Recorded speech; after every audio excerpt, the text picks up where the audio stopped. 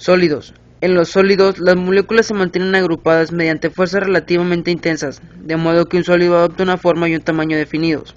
Un resorte de acero puede deformarse comprimiéndolo, pero cuando desaparecen las fuerzas deformadoras, recupera su forma original. Una característica de los sólidos es poseer una estructura cristalina definida, como se describe a continuación. Se dice que los verdaderos sólidos son cristalinos y que sus partículas están colocadas en formas regulares como los bloques con que se construye una pared. Elasticidad. Es la propiedad de un cuerpo que tiende a recuperar sus dimensiones originales, cuando se eliminan las fuerzas que lo deforman. Las ligas, las pelotas, los trampolines y resortes son ejemplos de cuerpos que recuperan su forma después de retirarlas, la fuerza de acción, por lo que se les llama cuerpos elásticos. Por lo contrario, otros objetos o materiales difícilmente recuperan su forma al retirarles la fuerza de acción. A esto se les llama cuerpos inelásticos, como la plastilina y la arcilla. Fluidos. La hidráulica es la parte de la mecánica que estudia las propiedades de los fluidos. Analiza las leyes que rigen el movimiento de los líquidos. Se divide en hidroestática e hidrodinámica. Densidad. La densidad de una sustancia expresa la masa contenida en la unidad de volumen. Su valor se determina dividiendo la masa de la sustancia entre el volumen que ocupa. Peso específico. El peso por unidad de volumen de una sustancia. El peso específico es una medida de concentración de materia, al igual que la densidad, pero hay que tener cuidado de no confundirla con esta, pues sería como si confundiéramos el peso con la masa. Mientras que el peso específico se define como peso por unidad de volumen, la densidad se define como masa por unidad de volumen. Presión. Existen varias clases de presión: normal, hidráulica, atmosférica, manométrica y absoluta. Presión normal. Se le denomina así al cociente de la fuerza que actúa perpendicularmente sobre una superficie. La presión indica que si se aplica mayor fuerza, mayor será la presión en una misma área. Al calcular la presión P, se tendrá en cuenta solamente el módulo de fuerza F. Por esta razón, la presión estará siempre relacionada solamente con un valor numérico, y por ello será considerada como una magnitud escalar. Presión hidráulica. Es la presión que ejerce un fluido en las paredes y el fondo del recipiente que lo contiene, y es directamente proporcional a la densidad del fluido y a la profundidad. Presión atmosférica. El peso que ejerce el aire sobre los cuerpos en la superficie terrestre. La Tierra está rodeada por una capa de aire llamada atmósfera, constituida principalmente por una mezcla de gases que son oxígeno, nitrógeno, dióxido de carbono y vapor de agua. El aire ejerce una fuerza sobre todo lo que hay en la superficie terrestre. Sin embargo, nosotros aparentemente no la sentimos porque estamos adaptados a ella. Presión manométrica. Es la presión confinada en un recipiente cerrado.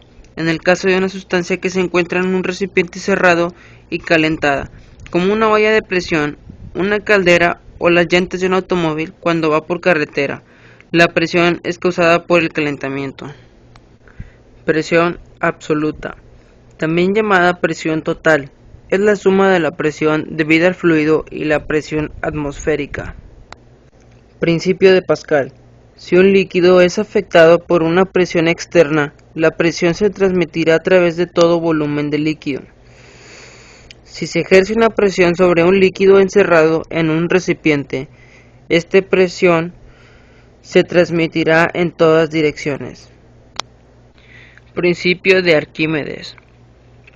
Todo cuerpo total o parcialmente sumergido en un líquido experimenta un empuje de abajo hacia arriba por parte del fluido, igual al peso del fluido desalojado. Empuje. Un cuerpo sumergido en un fluido experimenta una fuerza de abajo hacia arriba y una pérdida aparente de peso. Esto se comprueba al introducir un objeto de madera en agua. La madera es empujada hacia arriba de igual manera.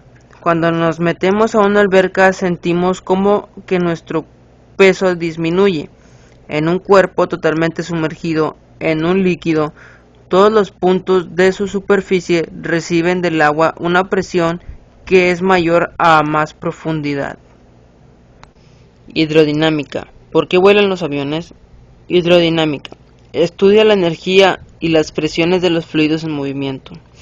Es decir, estudia la dinámica de los fluidos en general, aunque etimológicamente la hidrodinámica es la dinámica del agua, puesto que el prefijo griego hidro significa agua. Así, pues también incluye el estudio de la dinámica de otros líquidos. Para ello se consideran, entre otras cosas, la velocidad, la presión, el flujo y el gasto del flujo. Volumen. Se define como el espacio que ocupa un cuerpo. Existe una equivalencia que se basa en la relación entre el litro, unidad de capacidad, y el decímetro cúbico, unidad de volumen. Gasto o caudal. Es el volumen del líquido transportado en la unidad de tiempo. Por ejemplo, si abrimos un poco una llave en la que sale poca agua, para llenar una cubeta se necesitará mucho tiempo, pero si abriéramos toda la llave se llenará en menos tiempo. En el primer caso, el gasto es menor. Ecuación de continuidad. En un tubo cualquiera, si despreciamos la fricción entre las paredes del tubo y el fluido, cuando circula a una velocidad constante, el gasto permanece constante en cualquiera de sus secciones. Principio de Bernoulli. Gracias a los estudios de Daniel Bernoulli acerca del comportamiento de los líquidos, se descubrió que la presión de un líquido que pasa por una tubería es baja mientras que su velocidad es alta, y por el contrario, si la presión es alta, la velocidad será baja. En un fluido perfecto, es decir, sin rozamiento interno incomprensible y en régimen estacionario, la suma de las energías de presión cinética y potencial en cualquier punto de la masa líquida es constante. Principio de Torricelli. La velocidad del chorro que sale por un único agujero en un recipiente es directamente proporcional a la raíz cuadrada de 2 veces la gravedad por la altura.